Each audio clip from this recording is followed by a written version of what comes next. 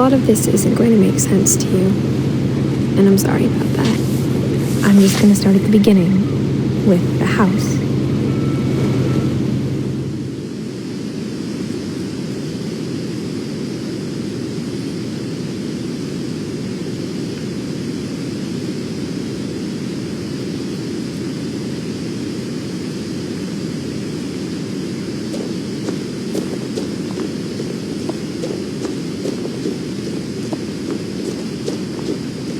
I lived here until I was 11, but I wasn't allowed inside half the rooms.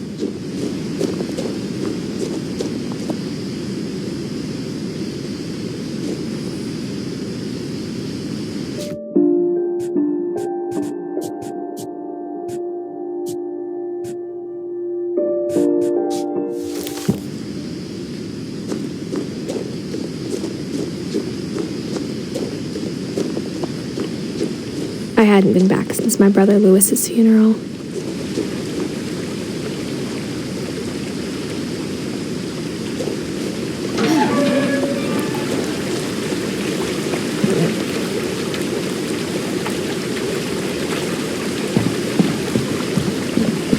In her will, my mother left me a key, but didn't tell me what it unlocked.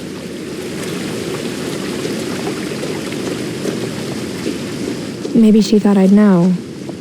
Or she thought that the mystery would be enough to bring me back.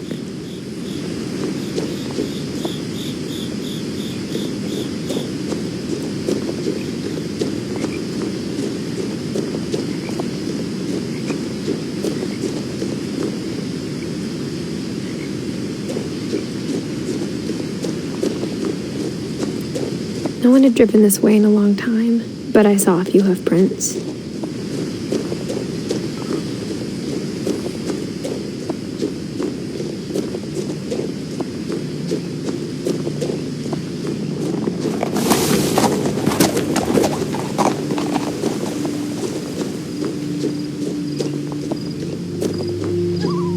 The truth is, even after I inherited the house, I never thought I'd come back to it.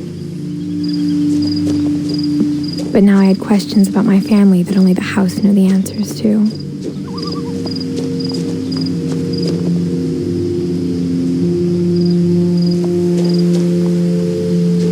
The house was exactly like I remembered it, the way I'd been dreaming about it.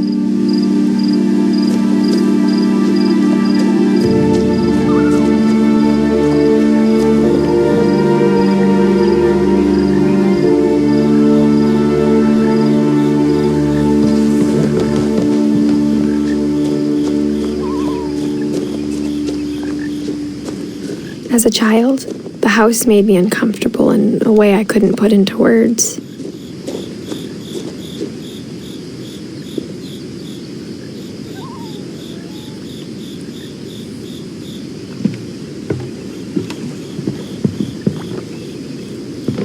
Now, as a 17-year-old, I knew exactly what those words were. I was afraid of the house.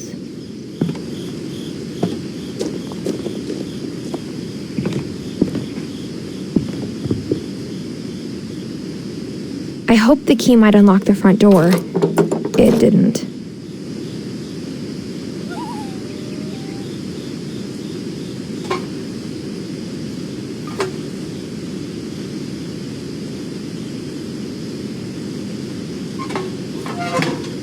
Looking in, I felt like the house itself had been waiting for me.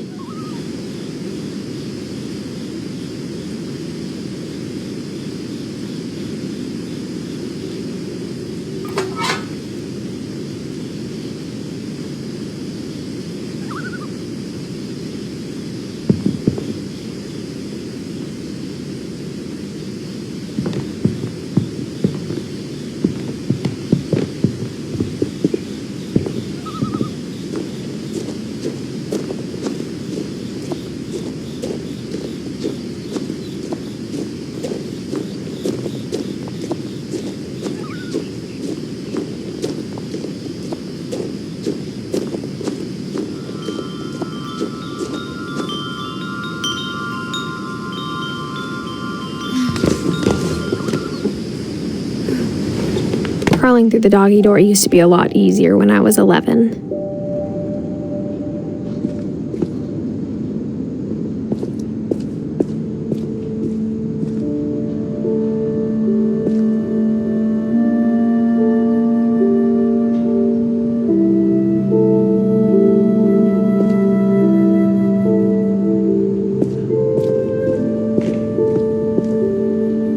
The power had been turned off the night we left. For the first time in years, I felt like I was home. But instead of a family, there were just memories of one.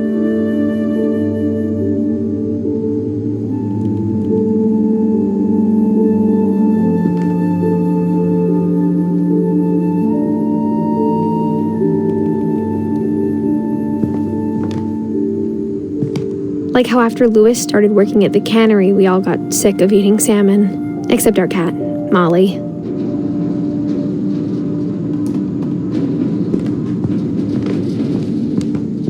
Nothing in the house looked abnormal. There was just too much of it, like a smile with too many teeth.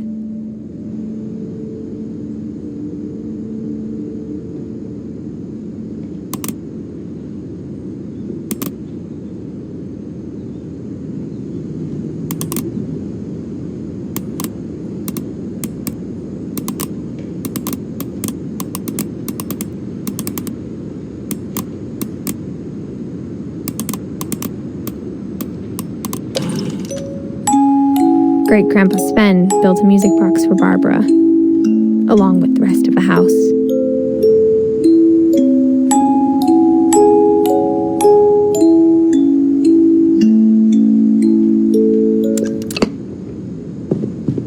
Mom always told me to stay out of the basement, so I wasn't too surprised when the key didn't fit.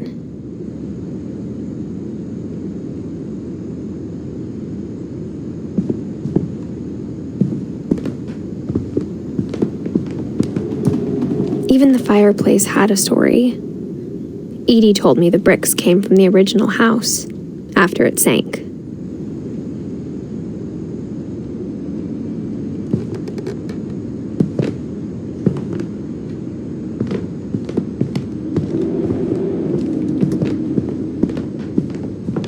The table was still a wreck from the night we left.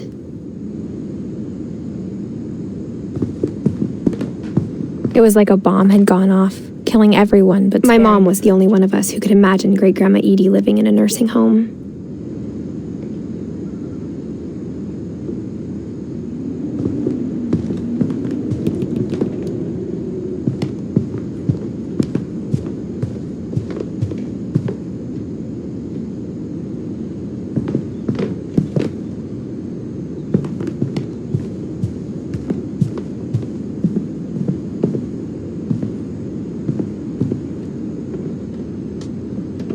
A lot of things got left behind in the whirlwind of that last night.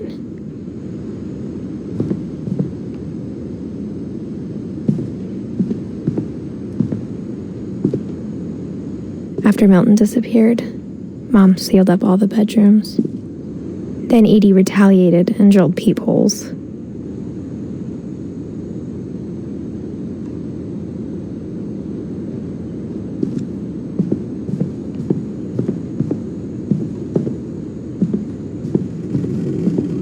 I spent a lot of time playing in Great Uncle Walter's room.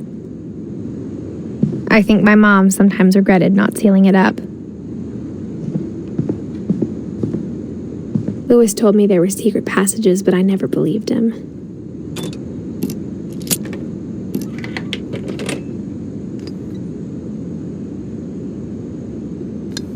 Turns out, my mom was really good at keeping secrets.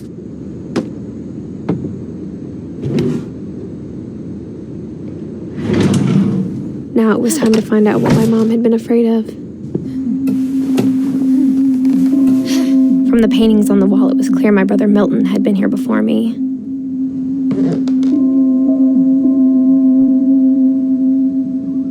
Reading this, maybe it sounds like I had a plan, but I had no idea what was behind that door.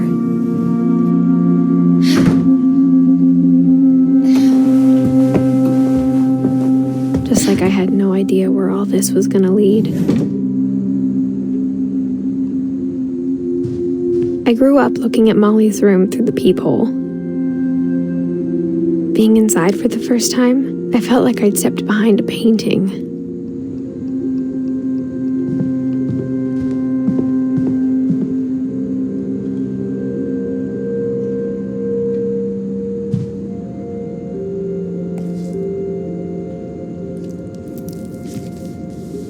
December 13th, 1947. Dear Diary, I'll be gone soon, but I wanted to tell somebody about what's gonna happen. It started when Mom sent me to bed without dinner. I woke up and I was starving, so I looked around for something to eat.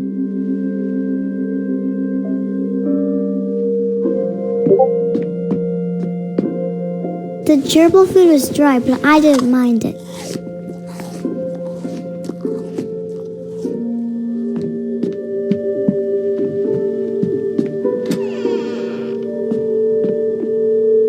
I kept eating and eating.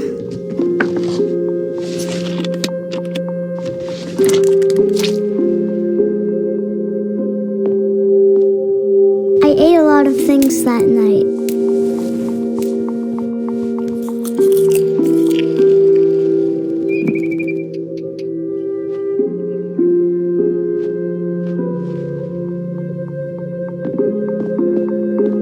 Then I heard chirping outside my window. It was a barn swallow going back to her nest. I reached out for her.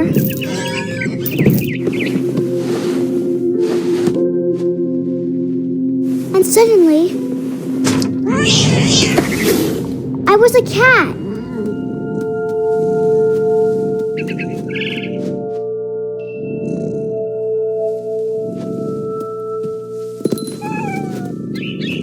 I tried to be quiet, but the bird was really scared.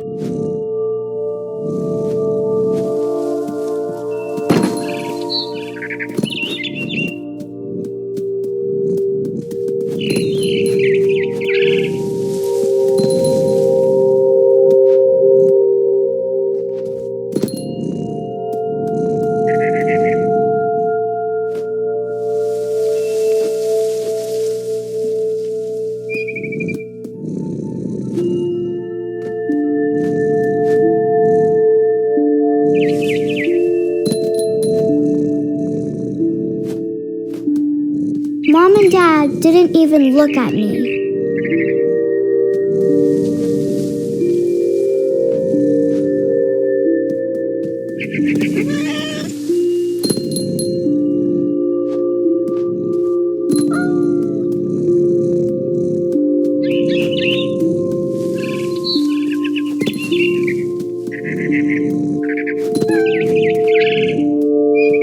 I jumped and I almost got her.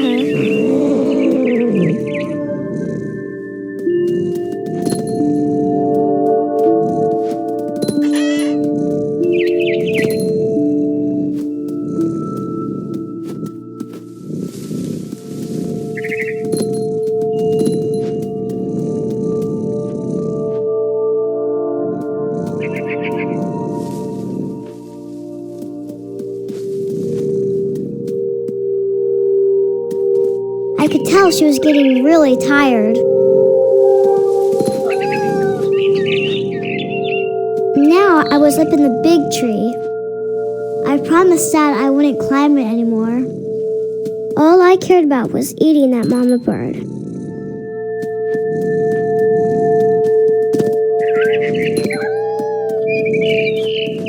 I gobbled her up. And suddenly, I was an owl. First, all I heard was the wind. Then I heard little teeth nibbling in the grass.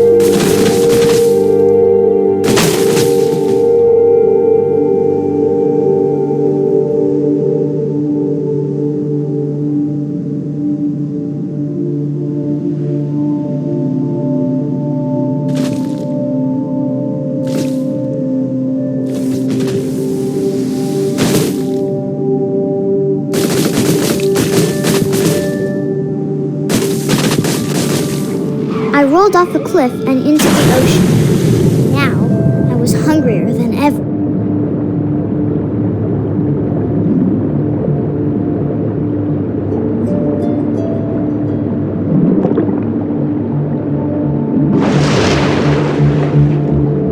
I wanted fat, juicy seals.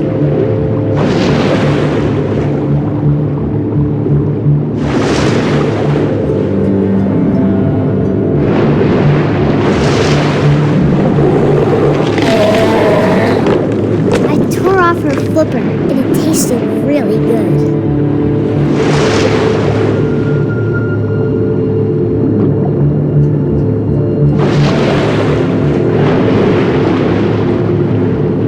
I grabbed on tight. When I was so hungry, I jumped out of the water. When I opened my eyes, everything had changed.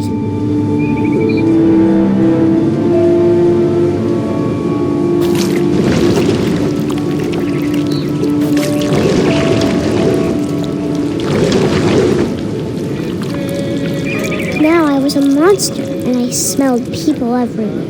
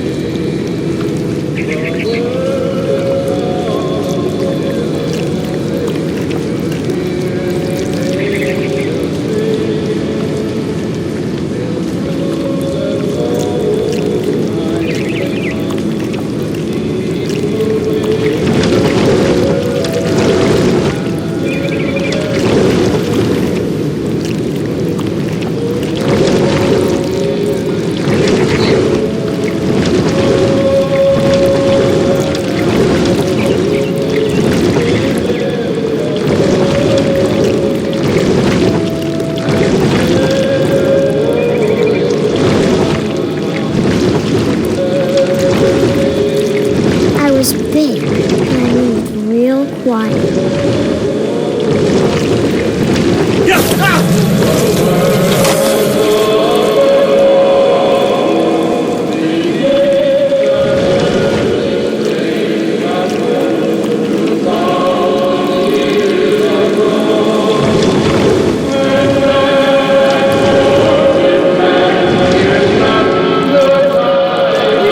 I wanted to stop, but also I didn't.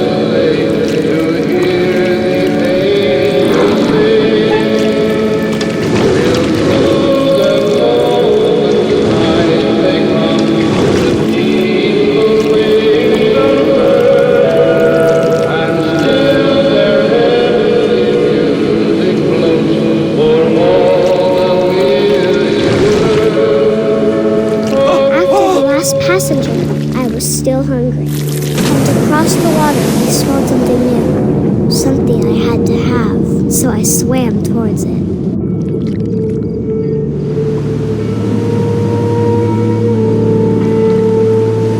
I slithered onto the sand, and the good smell went into an old pipe.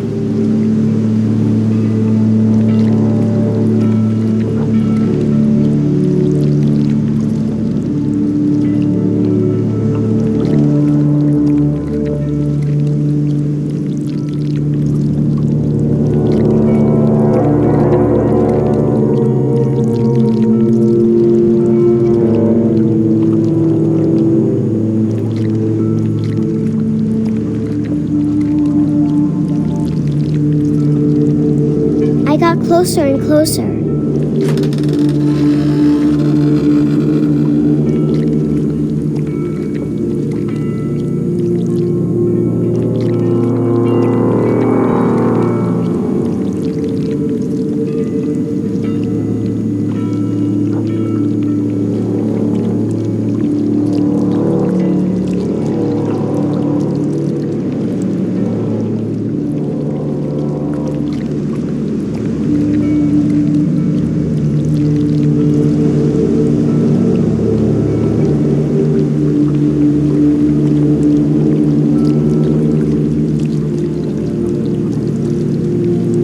All my stomach started growling. And suddenly, I was me again. I held my breath for a long time, but I couldn't hear anything. I think it's waiting for me to fall asleep.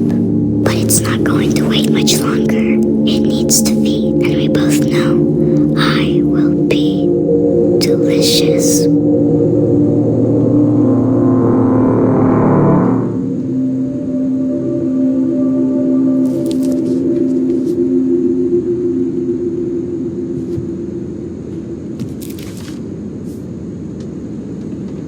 I'm not sure if I believed all of that, but I'm sure Edie would have.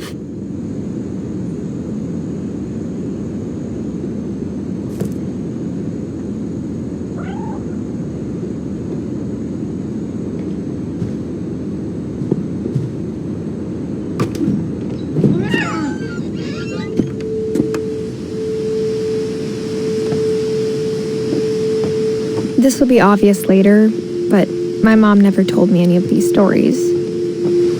Edie would have, but Mom didn't like bringing up the past. Though, when we adopted a stray kitten, she was the one who named it Molly.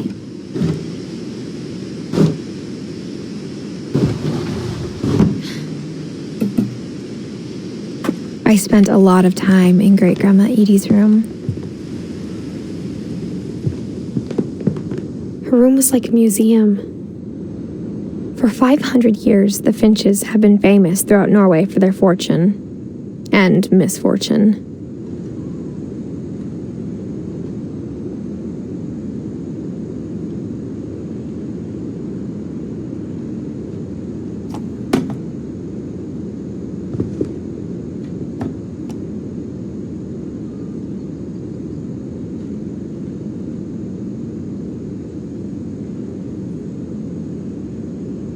Odin Finch buries the latest victims of the family curse, his wife Ingeborg and their newborn son, Johan. On January 7th, 1937, he set sail with his family and his house, hoping to leave the curse behind. But 40-foot waves off the coast of Washington send the house and Odin to the bottom of the sea. Odin's daughter Edie, with husband Sven and baby Molly, step ashore on their new home, Orcas Island.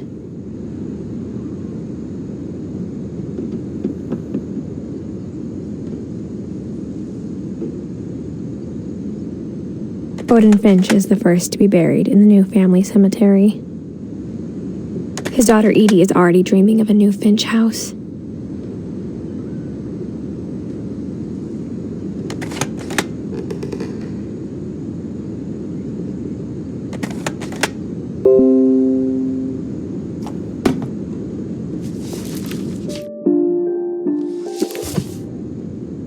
Whatever's wrong with this family, it goes back a long ways.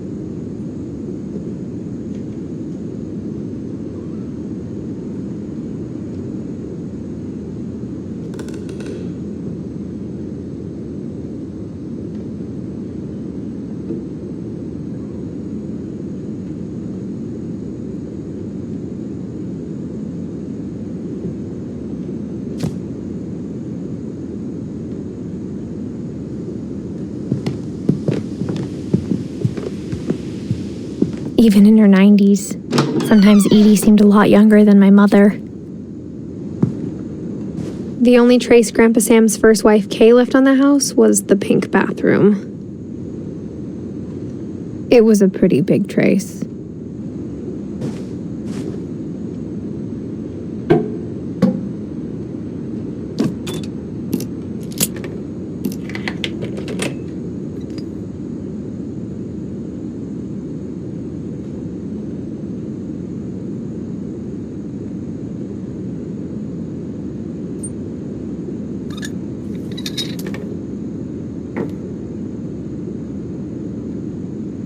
There's a secret in this bathroom.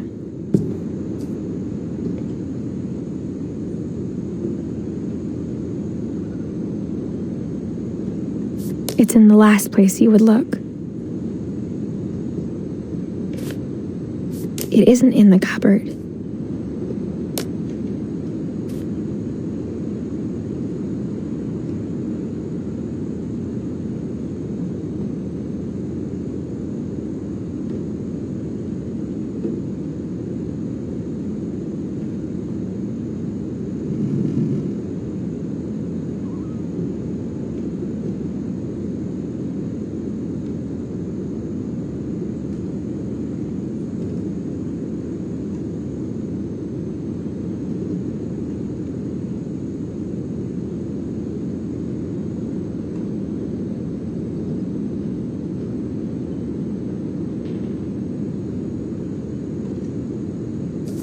It's hidden in this book.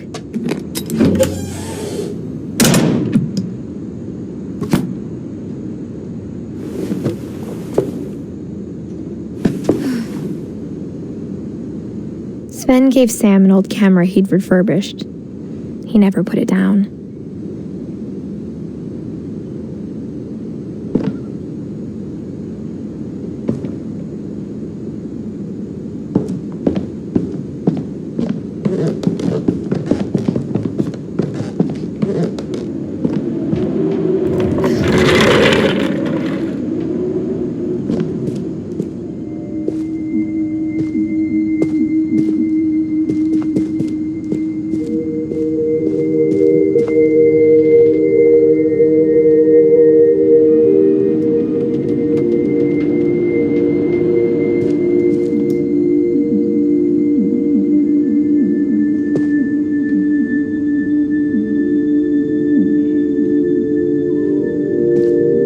I knew Grandpa Sam had a twin, and that he never talked about him.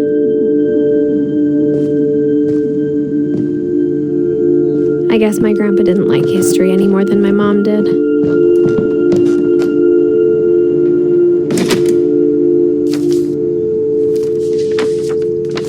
How I Want to Remember My Brother by Sam Finch. The thing I remember is that when he made up his mind, that was it. My brother said he'd die before he ate another mushroom, and he did. At Barbara's funeral, we swore we'd never be afraid again, and he wasn't. I think Calvin always wanted to fly. Sam! Calvin! Dinner's ready! Coming! But that day, he finally made up his mind to do it. I told him going around was impossible. Maybe if I hadn't said that. Calvin! I'm not going to tell you again! Maybe if the wind hadn't picked up. Then maybe he'd still be here. But I doubt it. I think he'd already made up his mind. That's what I want to remember about my brother.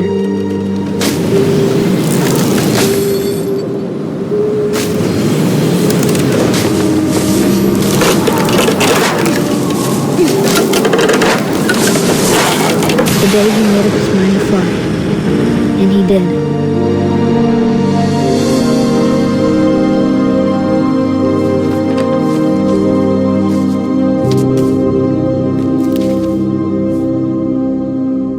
story felt strangely familiar. When I was younger, I remember trying to do the exact same thing.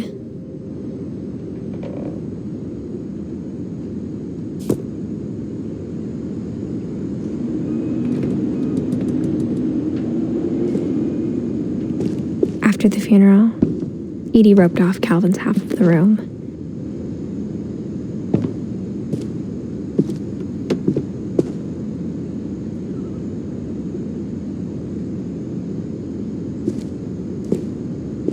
Mom said Grandpa Sam enlisted at 18 and never set foot in the room again.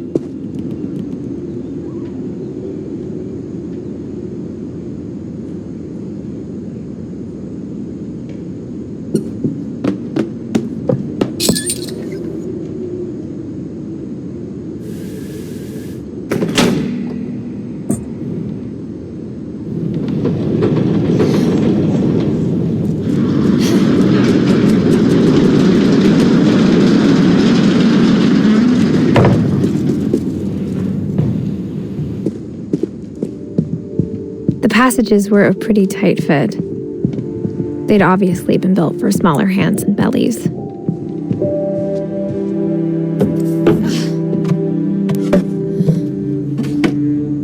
Growing up, I always thought of Barbara as a child star.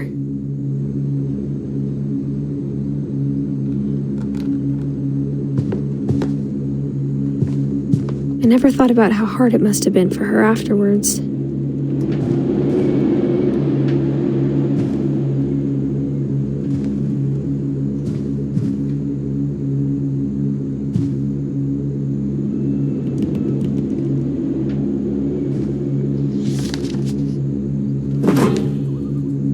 Of all the stories people wrote about Barbara's death, I'm surprised Edie saved this one.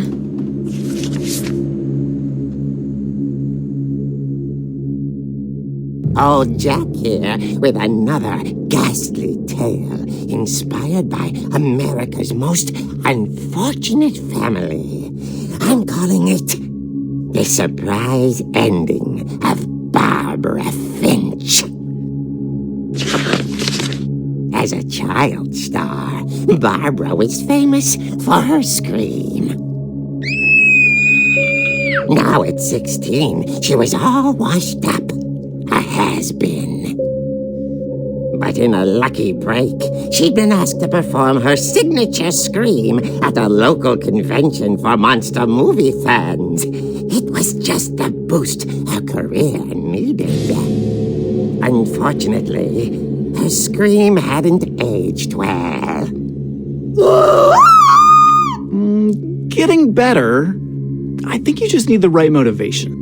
Her biggest fan and current boyfriend, Rick, was about to demonstrate when...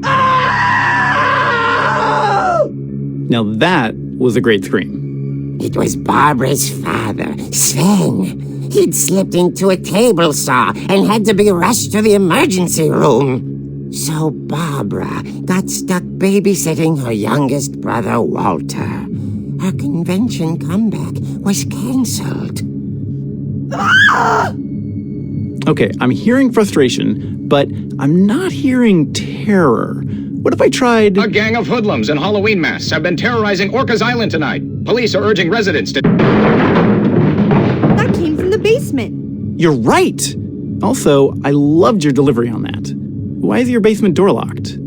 Because my dad likes making puzzles and secret passages. There's a key hidden in the music box. The secret is to keep winding and winding until finally the key pops out. Thanks, babe. I'll be back in a sec. 20 minutes later, Rick hadn't returned. So Barbara went to look for him, right on cue. She reached for the music box.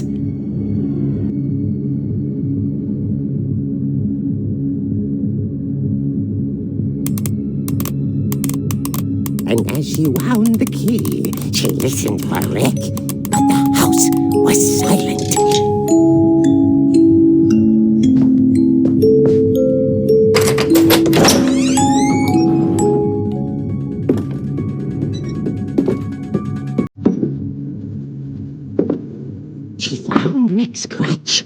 imagine the worst.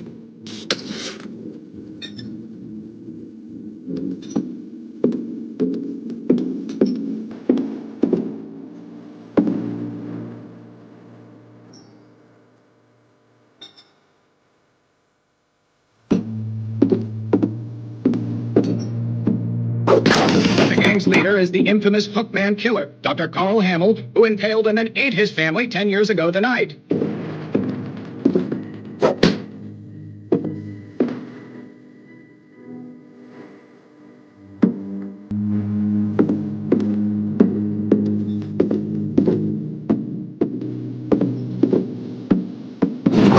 It rattled and grew still.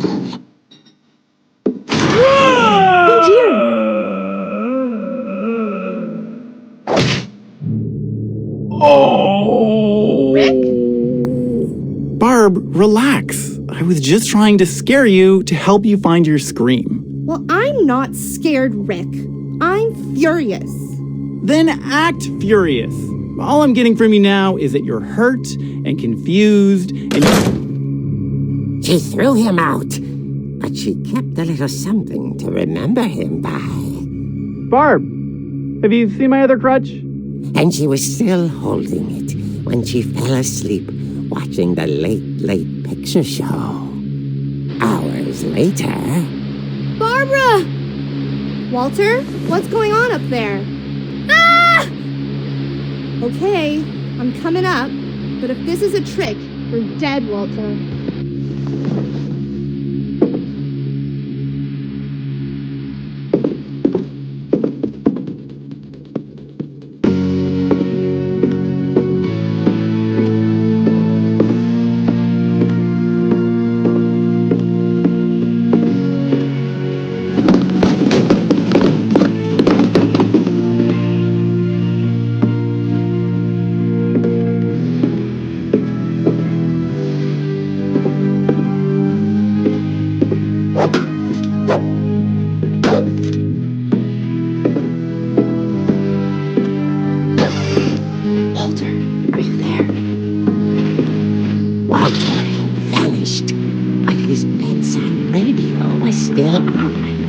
Orcas Island police describe the man as 6 feet tall, with a steel hook for a hand. Residents are urged to lock all doors and windows and notify the police of any suspicious activity. Barbara turned, saw the hookman, and was speechless. He was quite smashing.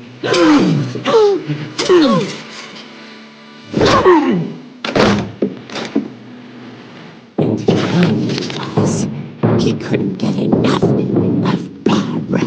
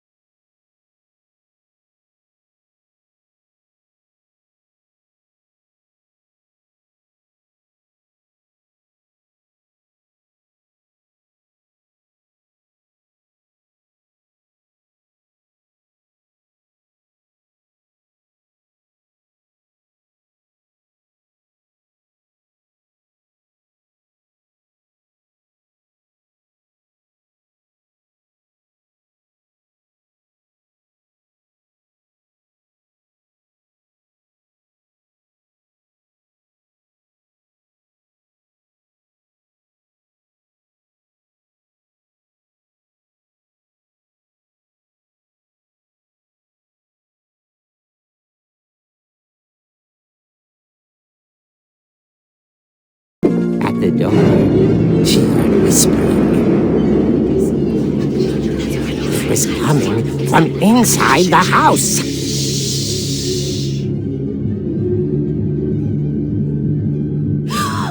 Oh dear.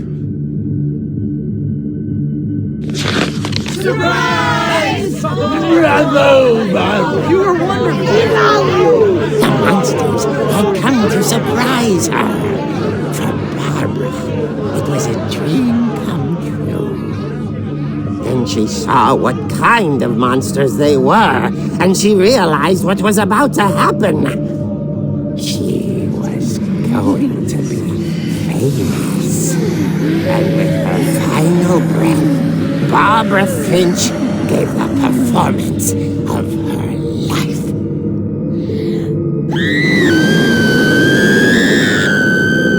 I wasn't there myself, but I hear Barbara was magnificent. Poor girl. She had a taste for stardom. But unfortunately, so did her fans. Of course, the police blamed it all on poor Rick, who disappeared the same night. And little Walter, hiding under his bed the whole time. He took it all pretty hard, but that's another story. As for Barbara, tucked inside the music box was all they ever found of her. Her ear. Now that's what I call a real eerie tale.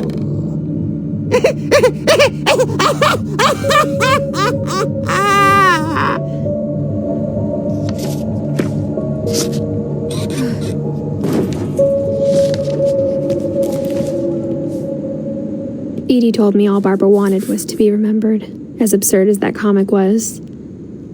Maybe what Edie saw was a happy ending.